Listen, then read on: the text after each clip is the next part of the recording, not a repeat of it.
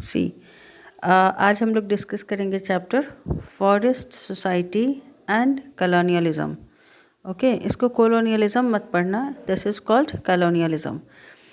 तो इसमें ये क्लास 9th की हिस्ट्री बुक का चैप्टर है, हिस्ट्री बुक की चैप्टर है।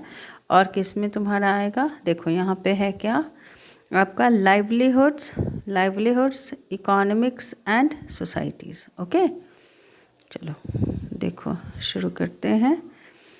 एट फर्स्ट हम लोग स्टार्ट करेंगे इसको समझना कहाँ से। At first we will start getting it from this chapter. सबसे पहले चैप्टर का जो टाइटल है उसको पहले समझेंगे। फॉरेस्ट सोसाइटी किसको रेफ़र करता है? फॉरेस्ट सोसाइटी यहाँ तुम्हारा जो है ये फ्रेज़ है। जब मैं तुम लोगों को इंग्लिश पढ़ा रही थी तो मैंने बताया था कि एक से ज़्यादा वर्ड जब इंग्लिश में यूज़ करते हैं दिस इज़ कॉल्ड फ्रेज़। तो ये फॉरेस्ट सोसाइटी जो है ये क्या है, किसके लिए यूज़ किया जाता था? तो ये it's a phrase that is used, जो किन लोगों के लिए यूज़ किया जाता था? उस कम्युनिटी के लिए यूज़ किया जाता था जो कहाँ पे रहते थे? जंगल में रहते थे। Communities of people who live in and depend on the forest, जो पूरी तरह से देखो फॉरेस्ट पे डिपेंड थे। ठीक है, किसके लिए? फॉर देयर लाइवलीहुड के लिए। इनका कल्चर अलग था, फिर लैंग्वेजेस भी अलग थे, और इनकी जो भी ज़रूरतें होती थी वो कहाँ से पूरी होती थी? फॉरेस्ट से। किससे पूरी होती थी? फॉरेस्ट से। ठीक है, तो उसमें वो क्या करते थे? शिफ्टिंग कल्टीवेशन करते थे, हंटिंग करते थे, गैदरिंग और पैस्टोरलिज्म। पर एक चीज़ याद रखना, ये जो कम्युनिटीज़ जो थी forest society, already I have told you, तो ये कम्युनिटी जो थी वो किस रूप में? नेचुरल रिसोर्सेज को लिमिटेड वे में यूज़ करती थी, वो एक्सप्लॉइट नहीं करते थे ये लोग। ओके, ये कम्युनिटी जो थी फॉरेस्ट सोसाइटी, मतलब ये जो कम्युनिटी थी वो रिसोर्सेज को कैसे यूज़ करती थी? लिमिटेड वे में। ओके, तो ये फॉरेस्ट सोसाइटी तुम टर्म समझ गए, मतलब phrase. And next one is colonialism. तो कॉलोनियलिज्म देखो ये प्रैक्टिस है। Colonialism it's an abstract noun and it is a practice, जिसमें क्या होता है कि कोई भी पावरफुल कंट्री जो होती है वो दूसरे कंट्री को या एक से ज़्यादा कंट्रीज़ को क्या करती है? कंट्रोल करती है। किस लिए? In order to become richer, वो ज़्यादा अमीर होने के लिए। ठीक है, या फिर इसको ऐसे भी बोल सकते हो, द पॉलिसी और प्रैक्टिस ऑफ एक्वायरिंग। जब मान लो एक कंट्री दूसरे कंट्री के लैंड को ये कंट्रोल करती है, और साथ ही पॉलिटिकल कंट्रोल हो जाता है एक कंट्री का दूसरे कंट्री के ऊपर। ठीक है, और वहाँ को एक्सप्लोर करती है। जिस कंट्री को ये कंट्रोल करती है वहाँ के इकोनॉमी को ये एक्सप्लोर करती है। देखो अगर सिंपल लैंग्वेज में समझना है तो बस यही समझ लो कि कॉलोनियलिज्म क्या है? इट्स अ प्रैक्टिस जिसमें एक पावरफुल कंट्री जो है वो कंट्रोल करती है अनदर कंट्री को। किस लिए? In order to become richer. And I think it's easy to understand. तो आपने समझा फॉरेस्ट सोसाइटी और कॉलोनियलिज्म। देखो इस चैप्टर में तुम क्या पढ़ोगे? तो मैंने अभी तुम्हें बताया कि कॉलोनियलिज्म में क्या होता था कि कोई पावरफुल कंट्री दूसरे कंट्री को कंट्रोल कर लेती थी। किस लिए? In order to become richer. Exactly यही हुआ था इंडिया के साथ। ठीक है, एग्जैक्टली यही हुआ किसके साथ? इंडिया के साथ। इंडिया ने किसको किया? Wait let me change the colour. India ने किसको इंग्लैंड ने किसको कंट्रोल किया था? इंडिया को। तो देखो जब ब्रिटिशर्स ने इंडिया को कंट्रोल किया, यहाँ ऑक्युपाई किया, तो बहुत सारे मतलब इंडियन एस्पेक्ट्स जो भी थे, चाहे वो सोसाइटी हो, इकोनॉमी हो, या फिर क्या चीज़ हो, सोसाइटी, इकोनॉमी हो, कल्चर हो, सिविलाइजेशन हो, सब पर इफ़ेक्ट पड़ा। तो आपने लोअर क्लासेस में पढ़ा होगा, लेकिन इसमें तुम सिर्फ ये पढ़ोगे कि कॉलोनियलिज्म का फॉरेस्ट सोसाइटी पे क्या असर पड़ा, कैसे असर पड़ा, उन्होंने फॉरेस्ट को कैसे सिस्टमाइज़ किया। ठीक है, एक्सटेंसिव बनाया, ये सब तुम पढ़ोगे। देखो यहाँ से शुरू करते हैं। I am just going to explain you word by word, line by line. तो देखो वीडियो तो लंबी होगी, तो you need to be attentive. Okay, देखो यहाँ से शुरू करते हैं। Here it is being sing. तुम कहीं पे भी बैठे हो, जैसे अभी तुम वीडियो देख रहे हो और तुम बैठे हो, तो अपने चारों तरफ जरा देखो। Take a quick look around your school and home and identify. जहाँ तुम बैठे हुए हो तो अपने चारों तरफ देखो। Take a quick look around your school या होम, और आइडेंटिफाई करो। आइडेंटिफाई यानी पहचानो all the things that come from forest, जो फॉरेस्ट से आए हुए हैं। जहाँ तो अभी तुम बैठे हो, मान लो कि अपने चारों तरफ देखो और आइडेंटिफाई करो कि कौन कौन सी चीज़ें फॉरेस्ट से आती हैं। जैसे पेपर, पहली तो चीज़ तो क्या हो गई, paper in the book you are reading, desks and tables, doors and windows, the dyes that color your clothes, spices in your food, the cellophane wrapper of your toffee. Toffee में जो सेलोफन wrapper होता है, that. अब देखो, the list is unending. अभी हम लोग देख रहे हैं कि ये सारे प्रोडक्ट्स जो होते हैं कहाँ से आते हैं, जंगल से, फॉरेस्ट से। Tendo leaf and berries, gum, honey, coffee, tea and rubber. Do not miss out the oil and chocolates. Chocolates में जो ऑयल का यूज़ होता है वो भी कहाँ से आता है, फॉरेस्ट से। और कौन से पेड़ से, ये ध्यान रखना, शाल सीड्स से वो ऑयल को एक्सट्रैक्ट किया जाता है। The tannin used to convert the skins and hides into leather. All of us know हम सब लोग जानते हैं कि जानवर का जो स्किन होता है उसको हाइड्स बोलते हैं। तो उसको लेदर में कन्वर्ट करने के लिए टैनिन का यूज़ किया जाता है। किस चीज़ का यूज़ किया जाता है, टैनिन का। That also comes from forest. और the herbs and roots, herbs होते हैं, रूट्स होते हैं, जिसको किस लिए यूज़ किया जाता है, मेडिसिनल पर्पसेस के लिए। बहुत सारे ऐसे हर्ब्स हैं, जैसे आपका तुलसी जो है मेडिसिनल प्लांट है, नीम है मेडिसिनल प्लांट है। Besides that there are many more about which we don't know, ठीक है। And all this medicinal plants are found in forests. Forests also provide bamboo, wood for fuel, grass, charcoal, packaging, fruits, flowers, animals, birds and many other things. और भी बहुत सारी चीज़ें हैं that we get. In the Amazon forest, Amazon forest जो है वहाँ पे, अमेजन फॉरेस्ट में पता है क्या है, कितनी वैरायटी है। और इन द वेस्टर्न घाट्स, देखो ऐसे यहाँ पर जो तुम मैप देखते हो बहुत अच्छा नहीं, पर देखो this one is called western Ghats, ये हमारा वेस्टर्न घाट्स है, ठीक है। तो यहाँ पे बहुत सारे वेराइटीज़ मिल जाएंगे आपको प्लांट्स के। या अमेजन फॉरेस्ट में चले जाओ, वहाँ पे जाओ नहीं, मतलब I am just giving you example. तो it is possible to find as many as 500 different plant species in one forest patch। मतलब मान लो कि इतनी दूर में फॉरेस्ट है ना, तुमको सिर्फ एक फॉरेस्ट पैच में कितने मिल जाएंगे, 500 स्पेसीज, प्लांट स्पेसीज वहाँ पे मिल जाएंगे। This much variety is found in forest. But what we people are doing, we are just cutting the trees without any discrimination. So what, आपने यहाँ देखा। तो ये लाइन क्यों कहा गया है, ये तुमको बताने के लिए कि फॉरेस्ट में कितनी डाइवर्सिटी है। और अभी इसका क्या हो रहा है, देखो, a lot of this diversity is fast disappearing. कह रहा है कि a lot of this diversity यानी इतने जो स्पेसीज प्लांट्स के हैं वो क्या हो रहे हैं, इज़ फास्ट डिसअपियरिंग, बहुत तेज़ी से ये घट रहे हैं, कम हो रहे हैं, डिमिनिश हो रहे हैं, ठीक है। डिक्रीज़ हो रहे हैं, गायब हो रहे हैं, डिक्रीज़ नहीं गायब हो रहे हैं, डिसअपियरिंग डिक्रीज़ भी बोल सकते हो। अब यहाँ पर एक चीज़ देखो, इसके पीछे कारण क्या था, ठीक है। What was the reason behind that, कि इतनी तेज़ी से हमारे जो वेराइटीज़ ऑफ प्लांट स्पेसीज हैं वो गायब हो रहे हैं, उसके पीछे रीज़न देखो। बिटवीन 1700, ये इन डिटेल में पढ़ो और इस सब डेटा को याद रखो। 1700 एंड 1995 कब की बात है, जैसे बिटवीन 1700 एंड 1995 के बीच में क्या हुआ, it was the period of industrialisation. ये क्या था, पीरियड ऑफ इंडस्ट्रियलाइजेशन। अब देखो इंडस्ट्रियलाइजेशन किसको बोलते हैं, सिंपली टर्म को समझो। इंडस्ट्रियलाइजेशन में सेटिंग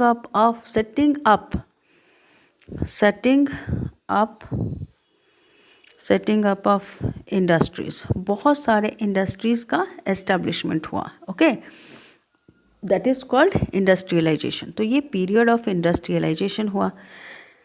तो इस बीच में यहाँ पे देखो कह रहा है कि बिटवीन 1700 एंड 1995 जो कि पीरियड ऑफ इंडस्ट्रियलाइजेशन था, बहुत सारे इंडस्ट्रीज सेटअप हुए।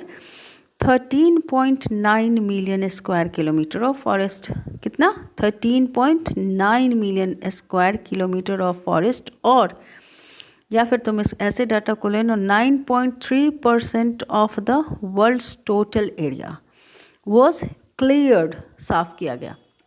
आपके पास लैंड लिमिटेड है तो आप उसको स्ट्रेच तो कर नहीं सकते हो।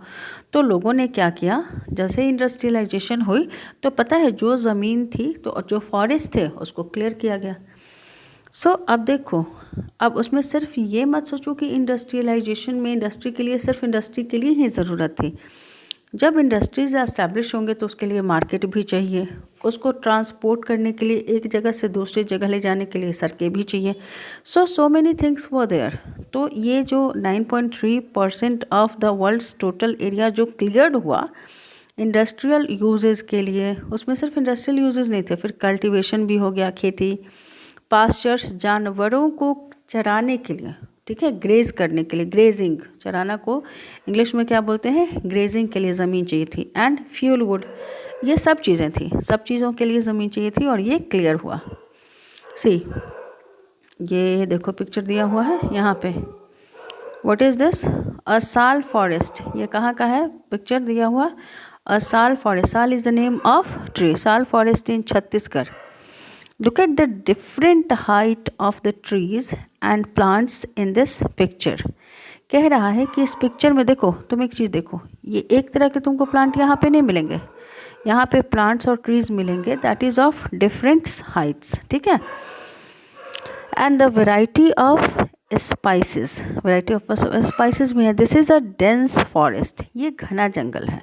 So very little sunlight falls on the forest floor, forest floor यानी ज़मीन पर बहुत, कहीं भी डेंस फॉरेस्ट होगा तो सन रेज उसको पेनिट्रेट नहीं कर पाती। देखो, तो फर्स्ट में हम लोगों ने देखा कि प्रोडक्ट्स जो that we get from forest, तो वो तो अनएंडिंग लिस्ट है।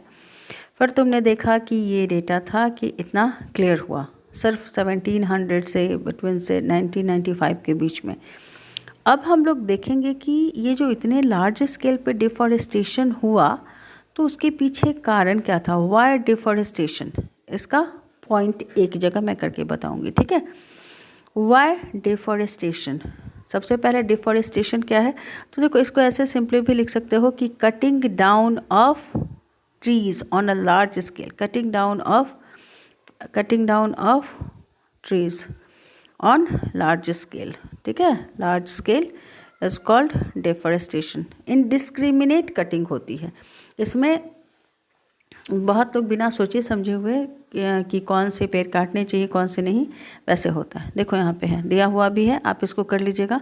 पहला क्वेश्चन तुम्हारा बन गया, एक तो वो फर्स्ट वाला में कर लेना 1700 से 1995 के बीच में, और दूसरा व्हाट इज़ डिफॉरेस्टेशन, तो डिसअपियरेंस, जो गायब होने लगा, disappearance of forests is referred to, उसको किस लिए रेफर किया जाता है, दैट इज़ कॉल्ड डिफॉरेस्टेशन। देखो बहुत लोगों का ऐसा मानना है कि डिफॉरेस्टेशन एक रिसेंट प्रॉब्लम है। No, it's not a recent problem. जब आप इस लेशन को पढ़ोगे तो तुम्हें पता चलेगा कि कैसी स्थिति थी, हाँ, कितनी लार्ज स्केल पे हमारे यहाँ कटिंग डाउन ऑफ ट्रीज़ हुआ। So don't think that deforestation is a recent problem. No, it's not a recent problem. The process began, process यानी ये डिफॉरेस्टेशन का प्रोसेस जो था ये बिगेन यानी शुरू हुआ मेनी सेंचुरीज अगो, कई सौ साल पहले शुरू हुआ, ठीक है। बट अंडर कॉलोनियल रूल, लेकिन इसमें हुआ क्या कि जब ब्रिटिशर्स यहाँ पे आए तो उन्होंने इस प्रोसेस को बहुत तेज किया, बहुत ज़्यादा तेज़ किया। देखो, but under colonial rule it became more systematic and extensive, extensive यानी उन्होंने एक सिस्टम बना दिया, ठीक है, and it was extensive, extensive यानी लार्ज स्केल पे, ठीक है। Let us look at some of the causes of deforestation in India. तो अब हम लोग देखेंगे कि what were the causes of deforestation in India. तो इसमें हम लोग 3 पॉइंट को देखेंगे। पहले मुझे यहाँ पे लिख लेने दो, फिर तो आएगा ही तुम्हारा। फर्स्ट किस नाम पर उन्होंने कॉलोनियल रूल में किस नाम पे किया? Land to be improved. ऐसे करके पढ़ना और नोट्स बनाना। वाई डिफॉरेस्टेशन, तो पहले में करोगे लैंड टू बी इम्प्रूव्ड, एक तो इस नाम पे। इसमें हम लोग देखेंगे कि इसमें क्या क्या हुआ। सेकेंड 1.2 में है स्लीपर्स ऑन ट्रैक, और थर्ड में तुम्हारा हो गया क्या? Plantation. And now we will see 1 by 1 plantation. ठीक है, देखो land to be improved, sleepers on track and plantation. Okay, see first land to be improved. देखो इसमें क्या कहना था। Land to be improved in 1600, ये कब की बात है? 1600 ईस्वी की बात है। 1600 अप्रोक्सीमेटली, लगभग कितना था? 1/6 ऑफ इंडियाज़ लैंड मास। हमारे पास जो ज़मीन थी, मान लो फॉर अ मोमेंट हम मान लो मानते हैं कि कितना 600 है, तो 600 ज़मीन थी। 600 मतलब सिर्फ एक एग्जांपल दे रही हूँ, उसका 1/6 पार्ट में ही सिर्फ क्या होता था? Was under cultivation. अब इसको डिवाइड करके देख लो, 6 कितना बच जाएगा? 100। यानी कि हमारे पास अगर 600 मीटर, ठीक है, या किलोमीटर ज़मीन है, तो उस पर सिर्फ 1 किलोमीटर पे ही क्या होता था? हमारा कल्टीवेशन होता था। Land mass was under cultivation. लेकिन अभी के टाइम में तुम देखोगे, नाउ दैट फिगर हैज़, मतलब ये जो 100 किलोमीटर वाली फिगर है वो चेंज होके क्या हो गए? Up to about half. लगभग इंडिया का जो भी लैंड मास है उस पे हाफ पे आपकी खेती होती है, यानी कल्टीवेशन होता है। अब उसके पीछे रीज़न क्या है? देखो we can't blame Britishers only for this. अब क्या हुआ? As population increased, so what is being said? as population increased, population यानी नंबर ऑफ पीपल जो थे वो बढ़े। नंबर ऑफ पीपल अगर बढ़ेंगे तो ऑब्वियसली डिमांड बढ़ेगी। As population increased over the centuries, देखो 1 century is equal to 100 years, ठीक है, तो सेंचुरीज बढ़ी। And the demand for food went up. देखो यहाँ went up, increased, went up का दूसरा मीनिंग हो गया इंक्रीज्ड। तो here it is being said, obviously आप लोग भी कभी नोटिस करना कि जब आप मान लो कि एक आदमी, कोई आपने सामान खरीदा, ठीक है, एक आदमी के लिए, अगर 4 आदमी फिर उसमें अगर आ जाते हैं तो आपको what you need to do, आपको वो सामान का या कोई भी खाने का चीज़ होता है उसको बढ़ाना पड़ता है। Same thing happens in our country, या कहीं भी होता है। एज पॉपुलेशन इंक्रीज्ड, लोगों की संख्या बढ़ी over the centuries and the demand for food, तो भोजन की मांग भी बढ़ी। Peasants extended the boundaries of cultivation, तो अब ऑब्वियसली किसान ने अपना जो बाउंड्रीज था कल्टीवेशन का, इसको ऐसे समझो, मान लो कि यहाँ पे ऐसे लेती हूँ, मान लो कि ये है एरिया, ठीक है, ये किसान का एरिया है, और यहाँ पे क्या चीज़ है? यहाँ पे है पेड़, यहाँ पे है ढेर सारे पेड़, ठीक है, इस साइड या फिर इस साइड या कहीं भी है, ठीक है। अब मान लो कि आदमी बढ़ते गए तो इसको ज़मीन ज़्यादा चाहिए था खेती के लिए, तो इसने क्या किया? इसको बाउंड्री को एक्सटेंड किया, बढ़ाते गया। अब बढ़ाएगा तो क्या होगा? जंगल को काटेगा, पेड़ को काटेगा। सो एग्जैक्टली इट हैपन्स, यहाँ पे क्या दिया हुआ है? पेजेंट्स एक्सटेंडेड यानी इंक्रीज कर दिया बाउंड्रीज ऑफ कल्टीवेशन। और वो कैसे इंक्रीज करेगा? जितनी ज़मीन है तो clearing forests and breaking new land, नया लैंड उस तरह से आया। इन द कॉलोनियल पीरियड में क्या हुआ? Cultivation expanded rapidly. Colonial period में जानते हो बहुत तेज़ी से कल्टीवेशन फैला, for a variety of reason, यानी उसके बहुत सारे कारण थे, ठीक है ना। देखो ऐसे तो पॉपुलेशन बढ़ी तो कल्टीवेशन का एरिया बढ़ा, लेकिन कॉलोनियल पीरियड में क्यों बढ़ा ये देखो, ठीक है। पहला कारण ये था, देखो first the British directly encouraged, पहला तो ये था कि ब्रिटिशर्स जो थे डायरेक्टली एनकरेज करते थे लोगों को। एनकरेज करने का मतलब क्या, लोग किसी को कोई काम करने के लिए मोटिवेट करना। लेकिन पहले यहाँ पर ये पिक्चर को जरा एक बार देख लो। सी, यहाँ पे है आपका, see here picture can be seen, it's very clear. Okay, what has been written here, when the valleys were full. ये उस समय की पिक्चर है, ये पेंटिंग्स है, पेंटिंग बाय जॉन डॉसन। याद रखना ये पेंटिंग किसने बनाई थी, John. Let me change the colour so that it is visible for you people. John नहीं, अभी still it is not visible, let me find another colour. See, John Dawson की बनाई हुई ये पेंटिंग है। कब की, ये पिक्चर नहीं है, इट्स अ पेंटिंग। ओके, तब की जब क्या था, when valleys were full, native Americans like the Lakota tribe, ठीक है, कौन सा ट्राइब था, Lakota tribe, who lived in the great North American plains, जैसे हमारे यहाँ नदर्न प्लेन्स है ना, वैसे North American plains, had a diversified economy. Diversified economy यानी बहुत तरह के लोगों के पास काम थे। They cultivated maize, forest for wild plants and hunted bison. देखो यहाँ पे उसी का पिक्चर दिया हुआ ये सारे, ठीक है, यहाँ पे कीपिंग वास्ट एरिया। अब देखो, keeping vast areas open for the bison to range in was seen by the English settler as wasteful. देखो, लेकिन जब इंग्लिश मतलब क्या, यहाँ पे याद रखना, इंग्लिश यानी लैंग्वेज नहीं, द इंग्लिश यानी अंग्रेज। लेकिन अंग्रेज जहाँ जहाँ गए, मतलब ब्रिटिशर्स जहाँ जहाँ गए, ये सारी चीज़ों को बोलते थे बेकार ही है। क्यों बेकार है, वेस्टफुल है, क्योंकि ये हर लैंड को कल्टीवेट या अपने लैंड को यूज़, कहीं के भी लैंड को अपने फ़ायदे के लिए यूज़ करते थे, ठीक है। तो ऑब्वियसली जो जहाँ होता था वहाँ इसको वेस्टफुल कहते थे। After the 1860s the bisons were killed in large numbers, इन सबको मार दिया गया। ओके, ना सी, अभी हम लोग यहाँ पर थे, पिक्चर के बाद आ गए थे कि हम लोग क्या ब्रिटिश डायरेक्टली एनकरेज, किस चीज़ को एनकरेज करते थे, the production of commercial crops. किस चीज़ के प्रोडक्शन को वह एनकरेज करते थे, प्रोडक्शन ऑफ कॉमर्शियल क्रॉप्स। अब इसका भी नाम याद रखना, कॉमर्शियल क्रॉप्स उसको बोलते हैं जब क्रॉप्स आप अपने पर्सनल यूज़ के लिए नहीं ग्रो करते हो, किस चीज़ के लिए, ट्रेडिंग के लिए। तो कॉमर्शियल क्रॉप्स उसमें क्या क्या था, jute, sugar, wheat and cotton. Okay, अब तुम लोग को लगेगा इसमें बुराई क्या है, ऑब्वियसली ये आपके लिए नहीं करते थे। Why did the English encouraged peasants to grow these commercial crops?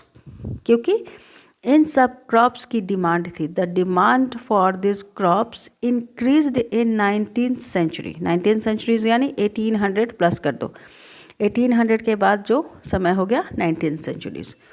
तो 19th centuries में इन क्रॉप्स की डिमांड थी। The demand for these crops increased in 19th century Europe where food grains were needed। जहाँ पे food grains की भी ज़रूरत थी, तो उसमें तुम्हारा हो गया क्या, wheat। किस लिए थी, to feed the growing urban population। खिलाने के लिए किसकी, obviously population तो हर जगह बढ़ रहा था। and raw materials were required for industrial purposes। और किस चीज़ की ज़रूरत थी, raw materials की। अब ये raw materials समझो, सपोज दैट कि कहीं पे कॉटन कपड़ा बनता है, तो कॉटन के लिए, कपड़ा बनने के लिए आपका क्या चाहिए, रॉ मटेरियल्स कॉटन चाहिए।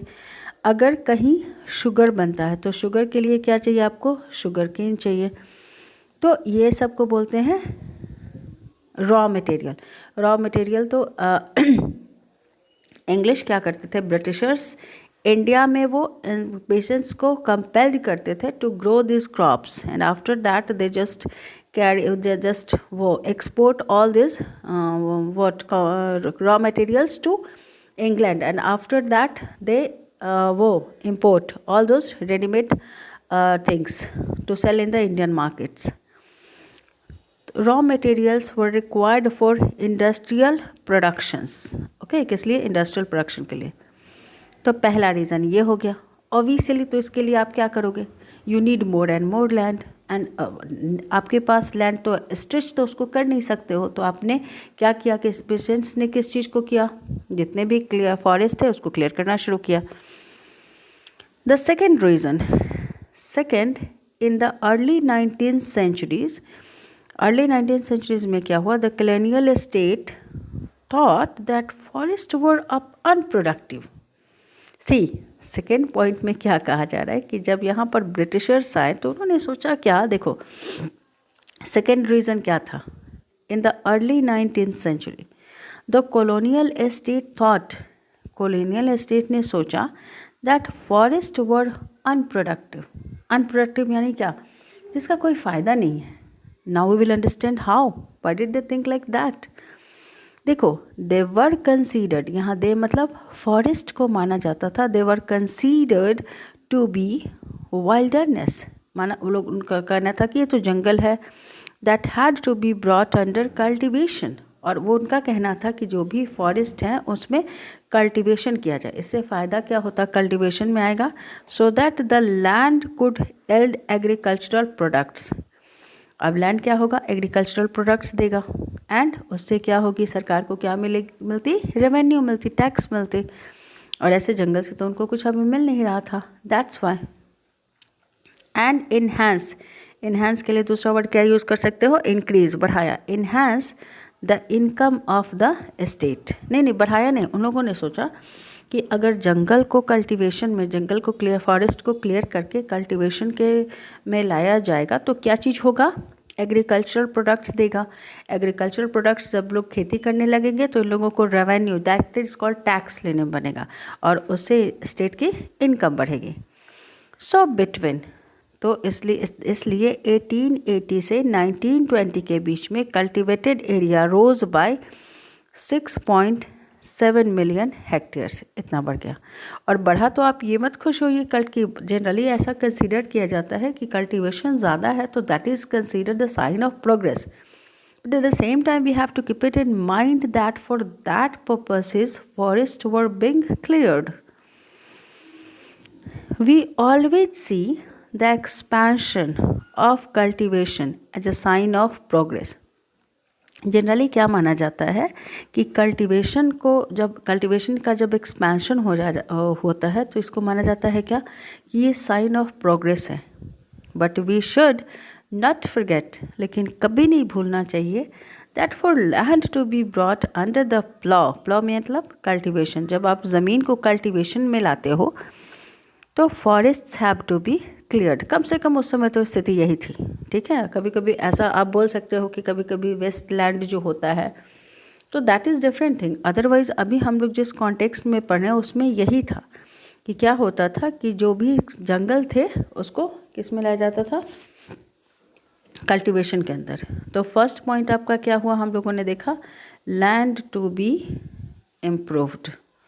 ऐसा किसका मानना था, सेटलर्स का, इंग्लिश का, जिन्होंने हम लोगों को क्या बनाया था, जिनके हम कॉलोनीज थे. Land to be improved, colony नहीं थे, जिन्होंने यहाँ पे कॉलोनी बसाई थी. नेक्स्ट पॉइंट वाज, दूसरा रीज़न क्या था, हम लोग ये पढ़ रहे हैं कि डिफॉरेस्टेशन का कारण क्या था. Let me another colour, this one. देखो, तो अब हम लोग देखेंगे दूसरा. एक हमने देखा कि लैंड टू बी इम्प्रूव्ड, इस नाम पे उन्होंने किया. दूसरा देखेंगे स्लिपर्स ऑन द ट्रैक्स. इसके कारण बहुत फॉरेस्ट कटे. और टर्म जो भी आएंगे उसको समझना, you must need to understand, otherwise you people will not able to write the answer properly. आप रट्टे नहीं लगा सकते हो बिना समझे हुए. देखो, न्यू वर्ड्स में आपका क्या हो गया, स्लीपर्स. स्लीपर्स आपने देखा है, रुको एक मिनट, लेट मी ड्राइंग करके मैं तुम लोग को बताती हूँ. यहाँ पे ऐसे देखो, ऐसे बीच बीच में रेलवे ट्रैक पे बना होता है. This is called sleepers, this is called sleepers. अभी तो आपका ये सीमेंट का बना होता है. ठीक है, अभी किस चीज़ का बना होता है, सीमेंट का. पर शुरू में जब रेलवे का ये हुआ था, आया था, तो उस समय जो स्लीपर्स होते थे ना, वो लकड़ी के बने होते थे. See here, sleepers, wooden planks. इस तरह की लकड़ी जो होती है ना, this one is called wooden planks laid across, जिसको बिछाया जाता है, लेड अक्रॉस रेलवे ट्रैक्स। किस लिए? They hold the tracks in position, ताकि वो पोजिशन में रखे, बैलेंस में। अब सीमेंटेड यूज़ होता है। Okay, now see here, this is the picture. यहाँ पर इस पिक्चर में देखो क्या हो रहा है। तुम देख सकते हो कि यहाँ पे मजदूर लोग जो हैं, ये लोग देखो इस किस काम में लगे हुए हैं। यहाँ पे सी, यहाँ पे इसको समझो, देखो कन्वर्टिंग, बदला जा रहा है, कन्वर्टिंग साल लॉग्स। साल is the name of would. साल लॉग्स जो है, लॉग्स यानी पहले पेड़ था ये, ठीक है, ये साल का पेड़ है। सारे ट्री मैं एक ही तरह के बनाऊंगी ड्राइंग में, इसलिए बस तुम लोग समझ लेना। इसका इसके ट्रंक को काट लिया, फिर लॉग्स को काटने के बाद उसको यहाँ पर किस चीज़ में कन्वर्ट किया जा रहा है? Sleepers. In the Singhbhum forest, Chota Nagpur. और ये कब का है पिक्चर?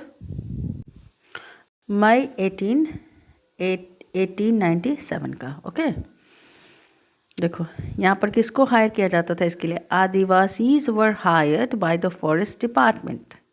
फॉरेस्ट डिपार्टमेंट उनको हायर करती थी। And keep it in mind, अभी जो तुम पढ़ रहे हो ना, ये सब उस टाइम का है, कॉलोनियल पीरियड का। तो फॉरेस्ट डिपार्टमेंट उनको हायर करती थी, किस लिए? What for? Forest department hire them to cut trees, पेड़ों को काटने के लिए, and make smooth planks which would serve as sleepers, जो किस तरह का काम कर सके? स्लीपर्स का, to railways. At the same time देखो, इस काम के लिए they were being hired, they were hired, उनको हायर किया जाता था, लेकिन they were not allowed, see they were not allowed, they मतलब Adivasis, were not allowed to cut this trees to build their own houses. सोचो, हमारे ही घर में आके हमारी चीज़ों को यूज़ कर रहे हैं और हमें मना कर रहे हैं।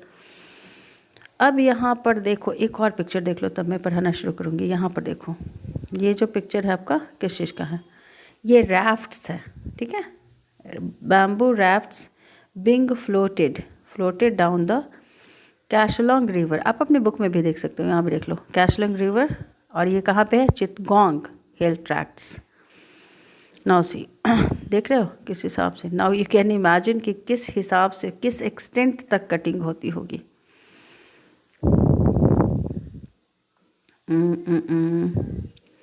अब देखो, कह रहा है कि by the early 19th centuries, early 19th centuries तक क्या हुआ?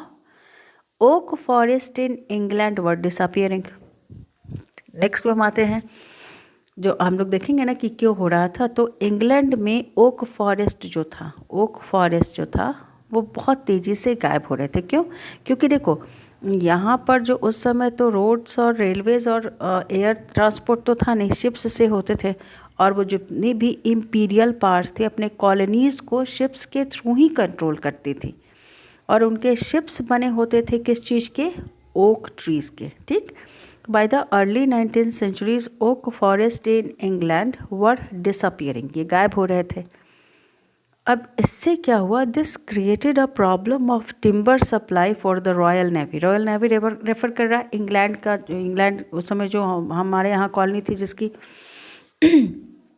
तो शिप के थ्रू ही सारा चीज़ होता था।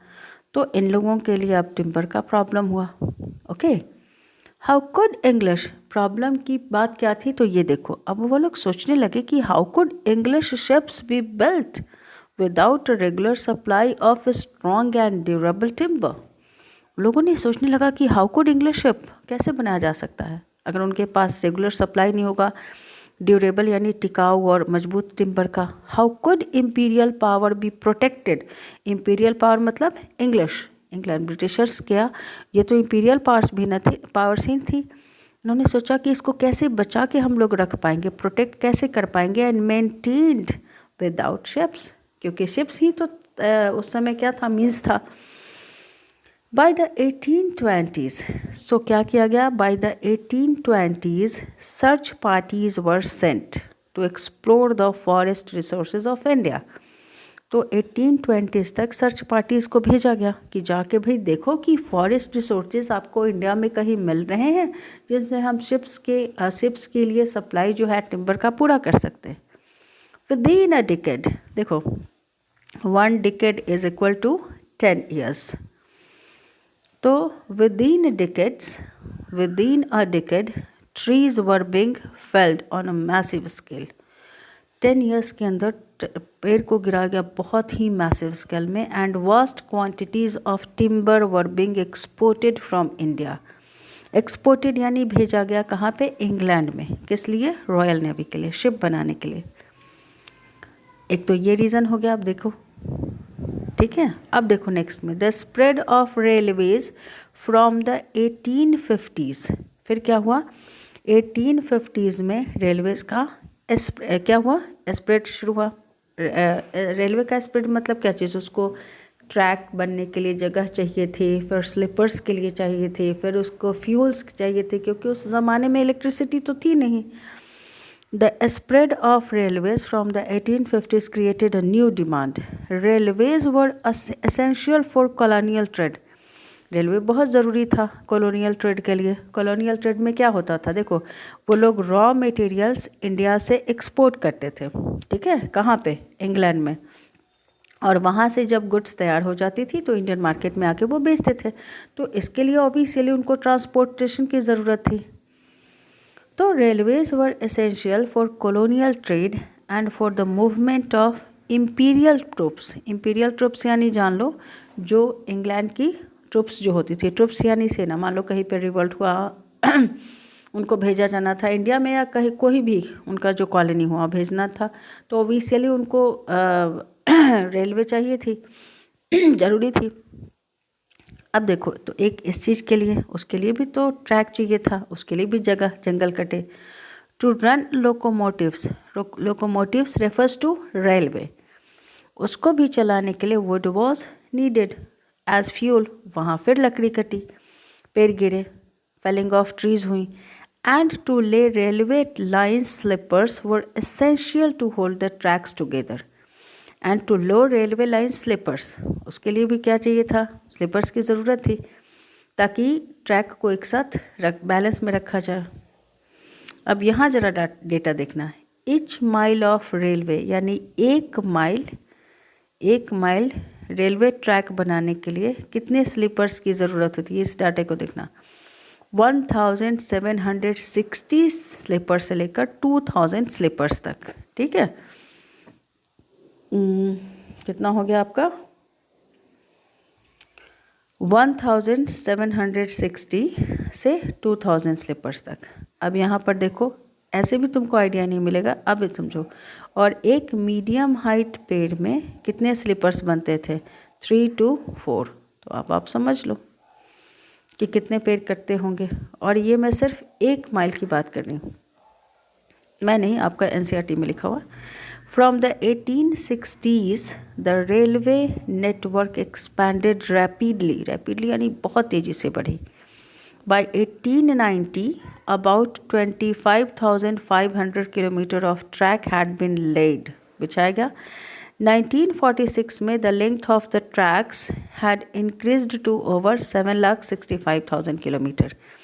और इन सब में तुम ध्यान रखना कि 1 माइल में कितने स्लीपर्स की ज़रूरत होती थी? 1760 to 2000. तो तुम समझ लो कि इतने ज़्यादा दूरी तक कितने आपके पेड़ कटे होंगे यहाँ पे जंगल. As the railway tracks spread through India, a larger and larger number of trees were felled. गिराए गए.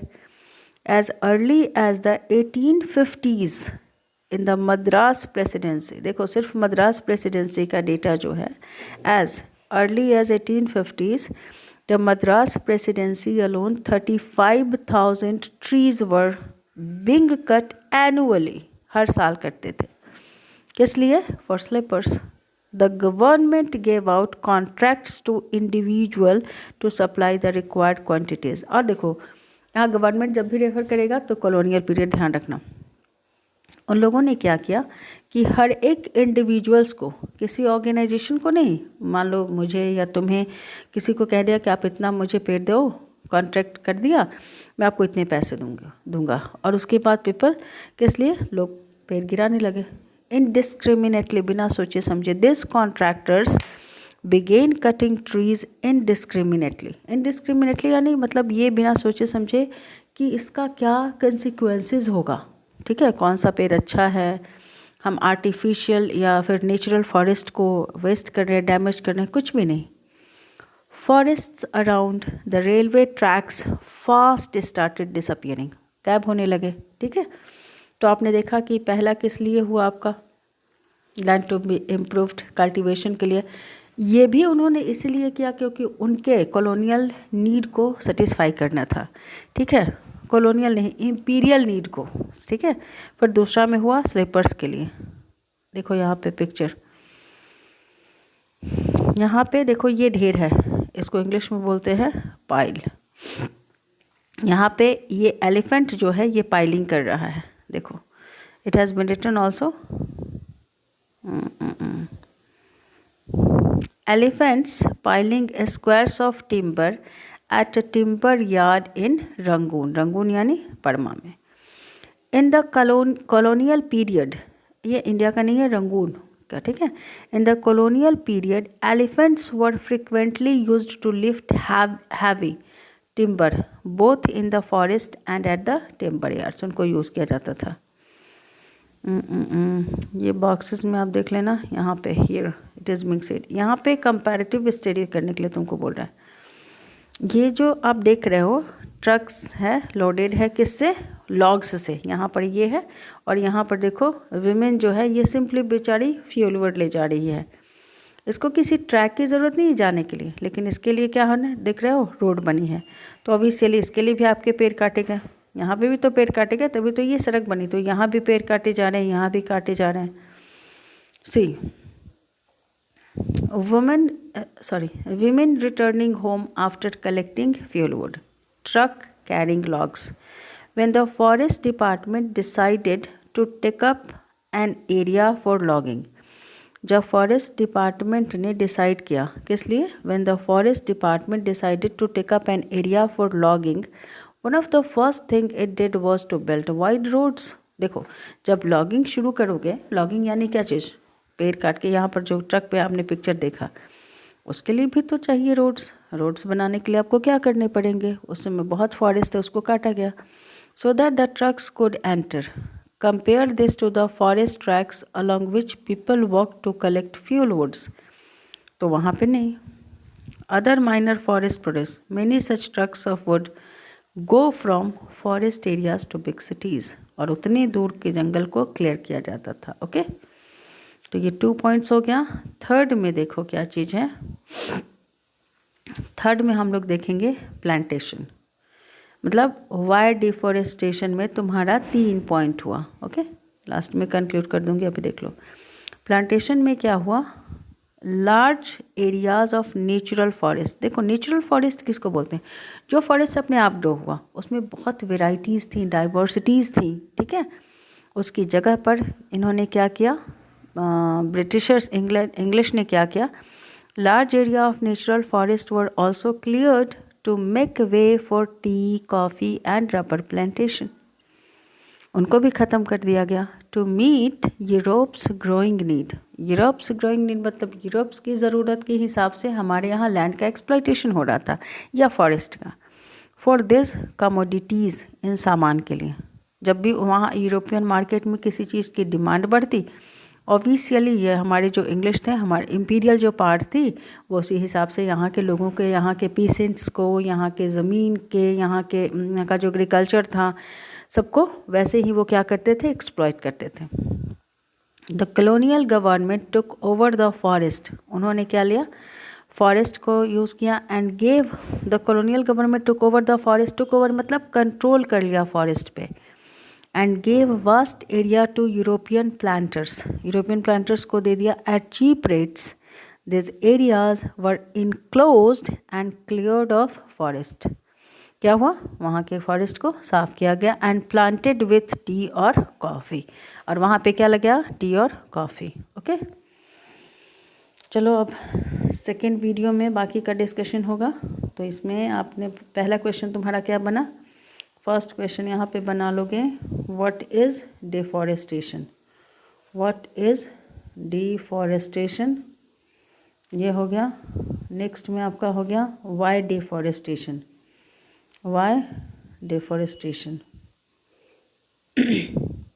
उसमें 3 पॉइंट था। फर्स्ट क्या था, land to be improved, second sleepers on tracks, and third one is plantation. Next video में हम लोग देखेंगे, नेक्स्ट वीडियो में हम लोग पढ़ेंगे the rise of commercial forestry. Okay.